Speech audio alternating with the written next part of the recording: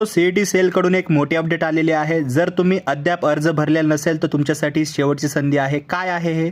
तर बघा, MAH LLB 3 वर्ष, तसेच B.Ed M.Ed एकात्मिक कोर्स आणि B.Ped या 3 महत्त्वाच्या परीक्षांसाठी ही मुदतवाढ देण्यात आलेली आहे. नवीन तारीख काय आहे तर पाहू शकता. उमेदवारांच्या विनंतीचा विचार करून आता हे अर्ज भरण्याची शेवटची तारीख 28 फेब्रुवारी 2026 पर्यंत वाढवण्यात आलेली आहे. नोटीसमध्ये स्पष्टपणे नमूद केलेलं आहे, सांगितलेलं आहे की यानंतर पुन्हा मुदतवाढ दिली जाणार नाही. त्यामुळे विलंब न करता अधिकृत वेबसाईटला भेट देऊन अर्ज पूर्ण करा. आता याच्यामध्ये काही महत्त्वाचे पॉईंट्स आपण पाहूया.